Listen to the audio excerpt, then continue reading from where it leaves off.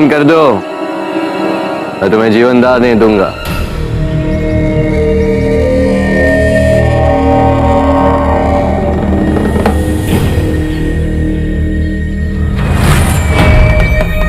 मुखावरण हटाओ इसका।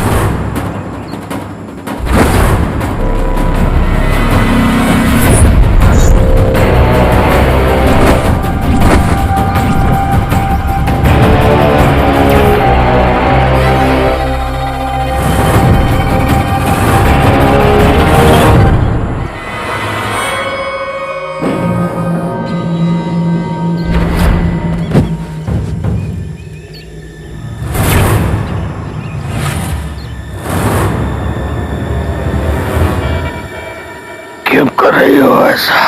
विचित्र बात है, जिसने विष कन्या की प्रथा चलाई वे मुझसे ही प्रश्न पूछ रहे हैं। आपके ही कारण मुझ जैसी कितनी स्त्रियों को हत्यारन बनना पड़ा। स्त्री जो जीवन दायिनी है, प्राण लेना व्यवसाय बना दिया आपने उसका। शस्त्र की भांति दुरुपयोग किया गया हमारा। हमारी अपनी इच्छा शक्ति छीन ली गई हमसे, कठपुतली बना दिया गया हमें। और नियति का खेल देखिए, आज आपको अपने ही द्वारा बनाए गए शस्त्र से मृत्यु प्राप्त हो रही है, और यही न्याय है। पंचमहाभूत से निर्मित ये शरीर पंचमहाभूत में ही विलीन हो जाएगा। इसका दुख कैसा, किंतु विष कन्या मृत्यु से पूर्व मेरी अंतिम इच्छा पूर्ण करोगी। निर्भर करता है कि वो अंतिम इच्छा क्या है। मेरे ही द्वारा निर्मित किए गए शस्त्र का मुझ पर ही किसने प्रयोग किया है, ये जानना चाहता हूं मैं।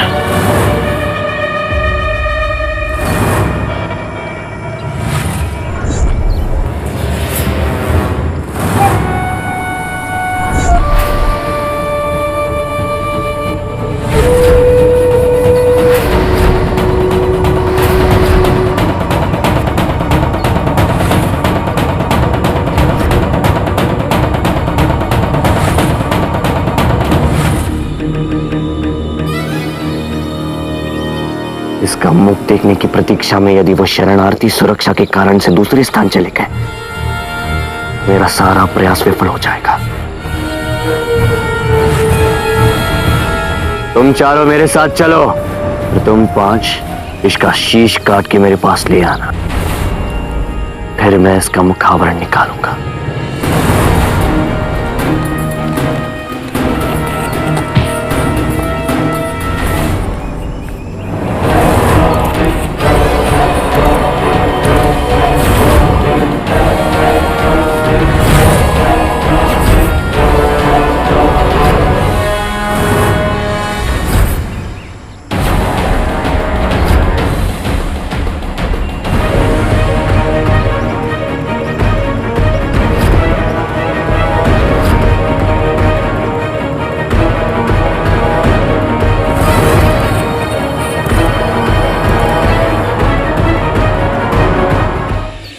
स्मरण शक्ति विष के कारण क्षीण हो गई है या आयु के कारण, कहना संभव नहीं होगा।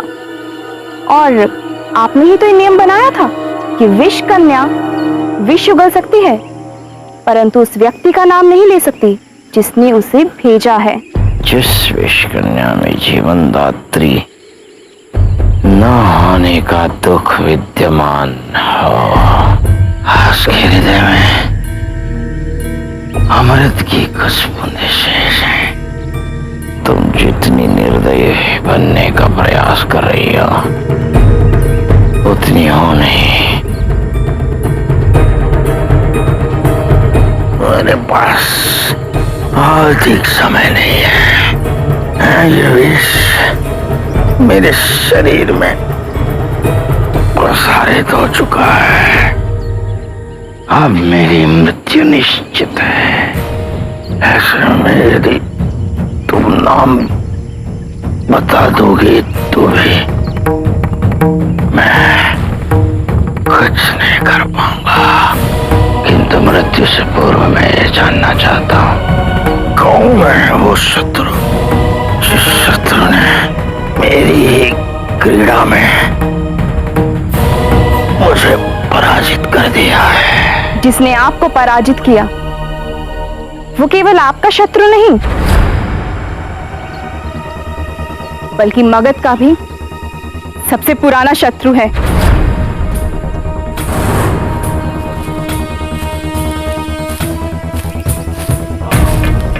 और उसी के रक्त ने मगध के साथ पहले भी विश्वासघात किया है। एक मौर्य वंशी जिससे पहले भी कभी पूर्ण स्वीकृति नहीं मिली और जिसे सदैव बाहरी व्यक्ति के रूप में ही देखा गया। आपने उसकी सामर्थ्य का उचित आकलन नहीं किया क्योंकि वो एक स्त्री है।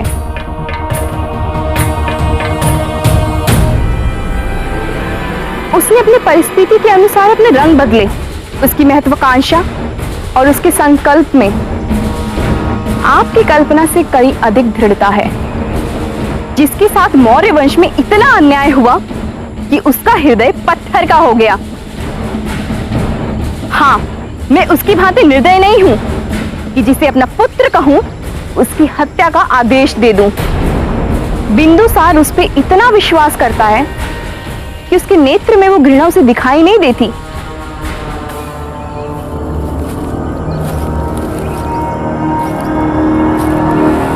अब समझे कौन मैं किसकी बात कर रही हूं?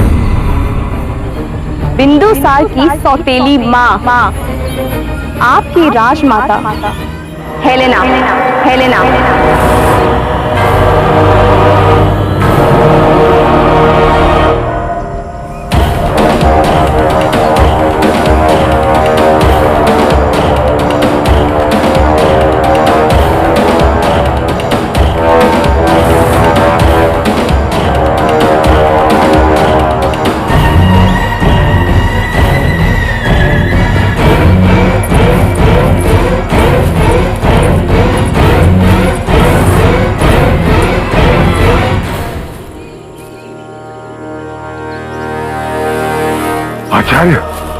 आचार्य, उसे जीवित पकड़ो।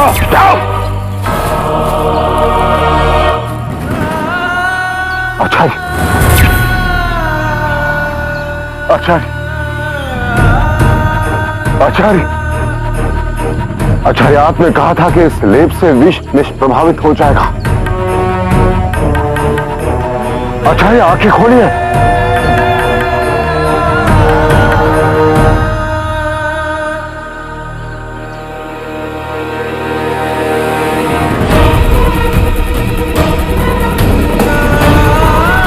आचार्य,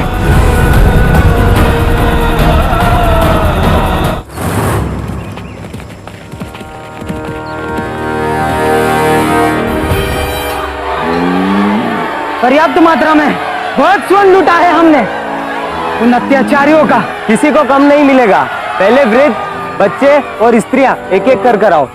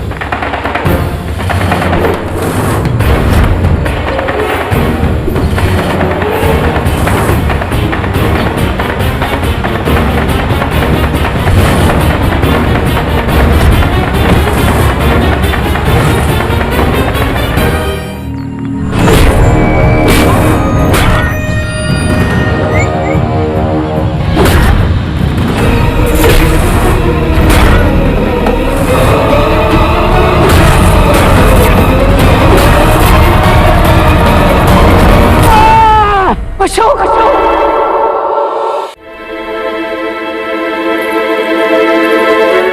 धर्मा, कहाँ जा रही हो तुम? अब तक ठीक नहीं हुई हो, तुम्हें विश्राम की आवश्यकता है। मैंने बहुत बुरा स्वप्न देखा, बहुत बुरा। अशोक के बारे में। तू संकट में था। केवल स्वप्न ही तो था। नहीं महारानी, मैं जब तक उसे देख न लूं, मैं सुनिश्चित ना करूं कि वो ठीक है। मुझे जाना होगा। नहीं धर्मा, तुम नहीं जा सकती। तुम अभी ठीक नहीं हो। आओ, तुम्हें मैं अपने हाथों से भोजन करा दी। तुम कितनी दुर्बल हो गई। नहीं, मैं जब तक उसे एक बार देख लूं, लेकिन मेरा मन शांत नहीं होगा। यदि वो सो रहा होगा तो मैं द्वार से ही लौट आऊंगी। कहीं ऐसा ना हो कि इसकी ममता की मूर्खता में सूर्यास्त हो जाए। पर मुझे बस एक बार उसे देख लो, बस एक बार। जाओ, अवश्य जाओ। मुझे उससे आपत्ति नहीं होगी, किंतु अशोक के समक्ष तुम इस प्रकार जाओगे, उस पर क्या बीतेगी जब वो तुम्हें ऐसी दशा में दिखेगा? पहले ही तुम्हारी पीड़ा तुम्हें दुर्बल कर रही है धर्मा। तुम अशोक को क्यों दुर्बल करना चाहती हो? संतान अपना कष्ट सहन कर लेती है, किंतु जब संतान को यह पता चलता है कि उसकी मां पीड़ित है, तो इसका उस पर बहुत ही बुरा प्रभाव पड़ता है। ऐसे में उसका संतुलन खो जाता है, असुरक्षा की भावना उत्पन्न होने लगती है। और क्या तुम ये चाहती हो कि अशोक के साथ ऐसा कुछ हो? नहीं ना, क्योंकि ये उचित नहीं है धर्मा। साथ ही तुम्हारा अशोक के लिए इतना चिंतित होना उसके लिए यही संदेश प्रसारित करेगा कि तुम्हें उस पर पूरी तरह विश्वास नहीं है। ऐसे में उसका आत्मविश्वास खो जाएगा, उसके विकास में बाधा आ जाएगी। मैं तुम्हें ये सब कुछ अपने अनुभव से कह रही हूं धर्मा। सुशीम के साथ भी मैंने यही देखा है। मुझे क्षमा कर दीजिए, पर आप अशोक को लेकर इतनी चिंतित क्यों है? मैं जानती हूँ धर्मा, तुम और अशोक ये समझते हो कि मैं और सुशीम तुम दोनों के विरुद्ध है, पर ये सत्य नहीं। तुम मेरी सौतन हो, ये सत्य है। हम दोनों के बीच मतभेद है, ईर्ष्या है, जो कि हमेशा रहे। पर मुझे तुमसे घृणा नहीं। और वैसे सम्राट की अन्य रानियों के साथ रहने की आदत मुझे पहले से ही है, इसलिए मैं ये नहीं चाहती कि सम्राट की अनुपस्थिति में तुम्हें कुछ भी हो। अन्यथा सब यही कहेंगे कि सम्राज्ञी ने सम्राट की प्रिय धर्मा का ध्यान नहीं रखा। मैंने कभी नहीं सोचा था कि आप क्यों। मेरे अंदर करुणा नहीं है, मेरे पास हृदय नहीं है, भावनाएं नहीं है मेरी। एक स्त्री होने के नाते मैं ये समझ सकती हूँ कि एक पति के प्रेम के बिना इतने वर्षों तक रहना कितना कष्टपूर्ण होता है, जो कि तुमने सहा उनसे दूर रहकर, और मैंने उनके साथ रहकर। मैं सम्राट से बहुत प्रेम करती हूँ, और मैं ये भी जानती हूँ कि उनकी प्रसन्नता का स्रोत तुम। इसलिए कभी ये सोचकर संतोष कर लेती हूँ कि वो प्रसन्न तो है। और ईर्ष्या तो स्त्रियों का अधिकार होता है, उसे कोई नहीं छीन सकता। मैं तुमसे बड़ी हूं, तुम्हें मेरी बात माननी होगी। अब इतना सम्मान तो तुम मुझे दे सकती हो ना? इतना विश्वास तो है ना मुझ पर? मुझे क्षमा कर दीजिए, मैंने आपको समझने में भूल कर दी। अब भोजन करोगी? हाँ, तभी कहना जब तुमने मुझे हृदय से क्षमा कर दिया हो, और जब तुम्हें मुझ पर विश्वास हो कि मैं इतनी भी बुरी नहीं हूं। अब आप मुझे लज्जित करिए। चलिए, चलो।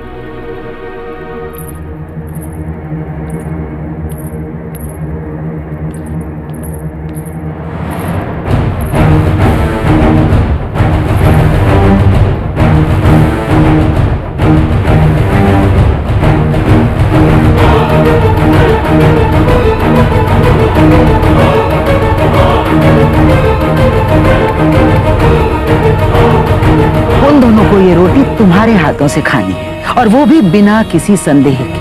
तभी इस तंत्र की शक्ति सफल हो सकती है।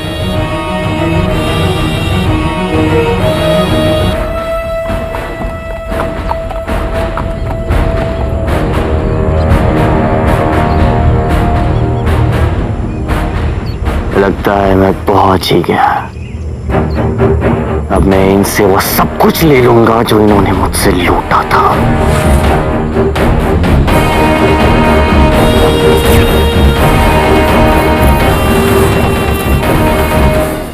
सभी को अग्रदूत ने बंदी गृह से छुड़ा के हम सभी को जीवन दान दिया है। उस अग्रदूत के पीछे एक माँ का नहीं 100 माँ का आशीर्वाद है। ईश्वर उसकी रक्षा करे, उसे हमारी आयु लग जाए, ईश्वर उसे सदा खुश रखे। अग्रदूत की जय, अग्रदूत की जय, अग्रदूत की जय, अग्रदूत की जय, अग्रदूत की जय, अग्रदूत की जय। जिन्हें आज सड़ के मरना चाहिए था वो अग्रदूत की जय जयकार कर रहे हैं, उत्सव मना रहे हैं।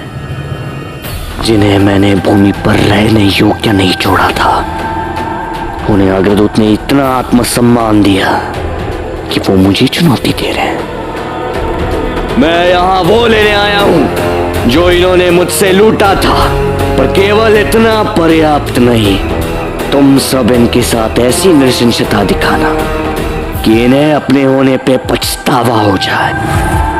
आज यहाँ ऐसा संहार होना चाहिए जिसे देखकर कोई भी मेरे विरुद्ध खड़ा होने का साहस न करे। एक भी स्त्री जीवित न बच पाए किसी विद्रोही को जन्म देने के लिए, पर उससे पहले उनके समक्ष जितने भी शिशु हों उन्हें पहले मारना, स्मशान भूमि में परिवर्तित कर दो इसे, कोई बचने न पाए, ताकि सम्राट बिंदुसार को ज्ञात न हो कि यहाँ क्या हुआ था। और वैसे भी अब इनकी रक्षा करने कोई अग्रदूत नहीं आने वाला।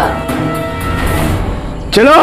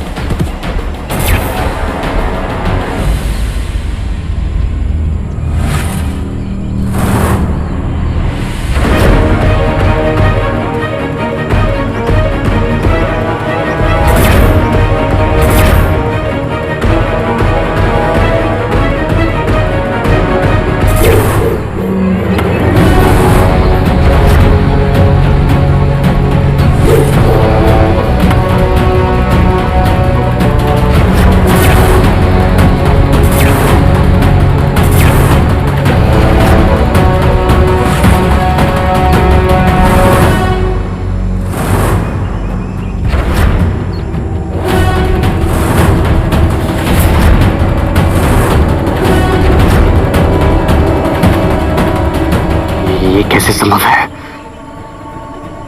तुम मुझसे पहले यहां कैसे पहुंच गए?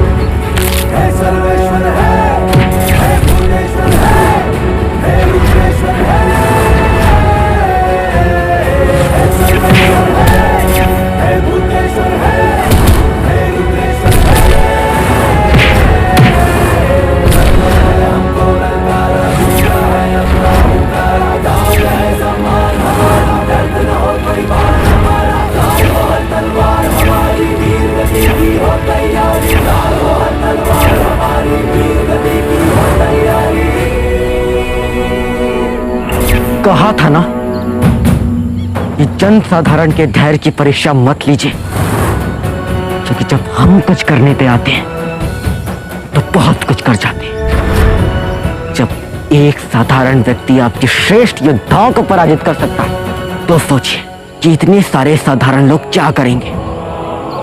फिर से चेतावनी दे रहा हूं, जहां से आए हैं लौट जाइए, आप ही का भला होगा इसमें।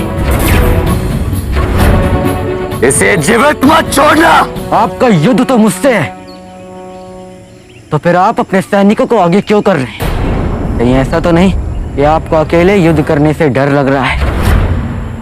कहीं ऐसा तो नहीं कि आपको भय है कि मैं आपको पराजित ना कर दूं?